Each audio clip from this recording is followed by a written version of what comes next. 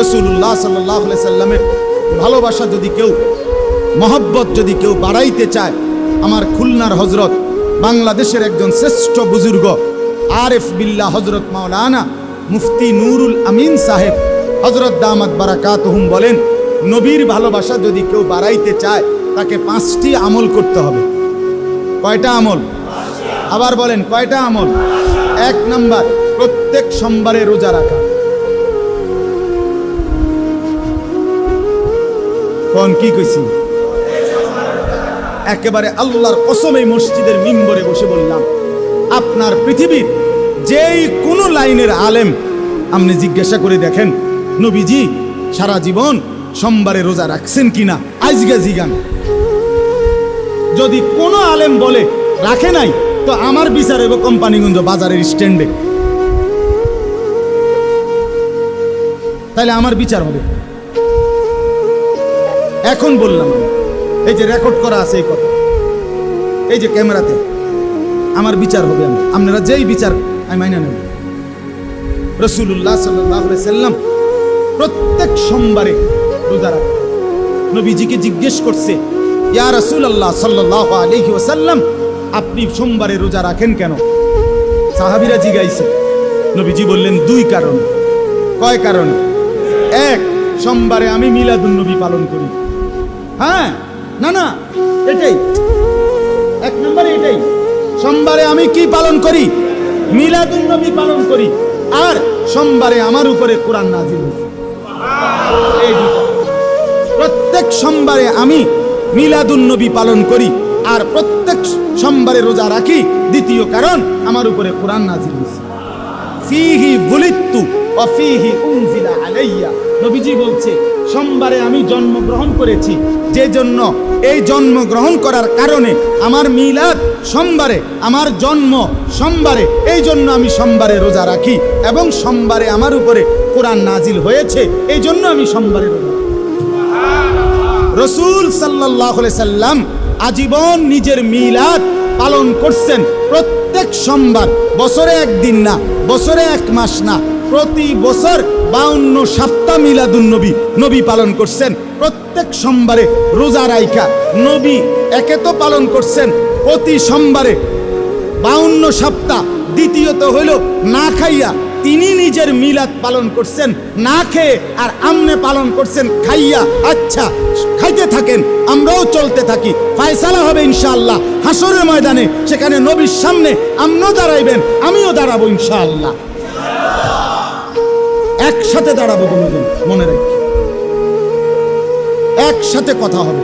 জিগামু আমিও, জিগাবেন আমনে, যে হে আল্লাহর রাসূল, সোমবারে আমনে আপনার মিলাদের কারণে রোজা রাইখা পালন করিলেন, আর আপনার উম্মতের জন্য খাইয়া পালন করার অনুমতি দিলেন। এটাই কি আপনার উদ্দেশ্য ছিল কিনা? আপনি এখন ক্লিয়ার করেন, বলেন।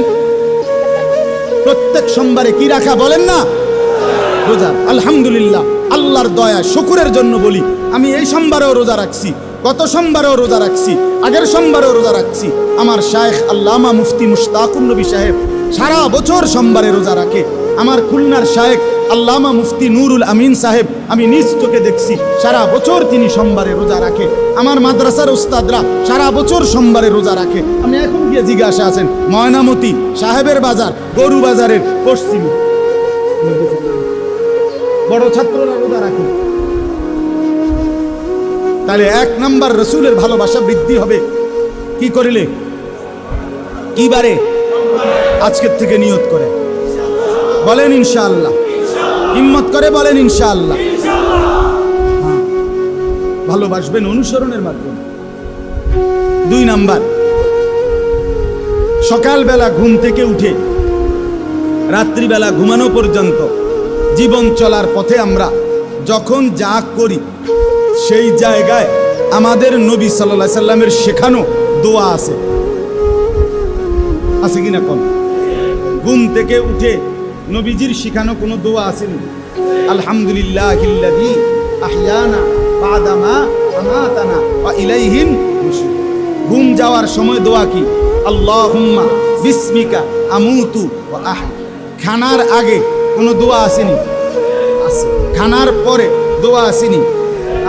আলহামদুলিল্লাহিল্লাযী আত'আমানা ওয়া সাকানা ওয়া জাআলানা মিনাল মুসলিমিন।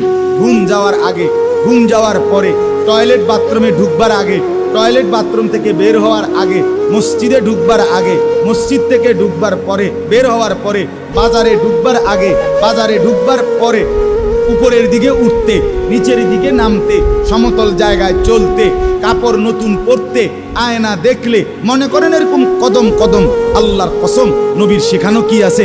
দোয়া আছে। যে ব্যক্তি এই দোয়াগুলো মুখস্থ করে নিয়মিত পড়তে থাকে, আল্লাহর রসুলের ভালোবাসা মহব্বত তীব্র গতিতে তার বাড়তে থাকে।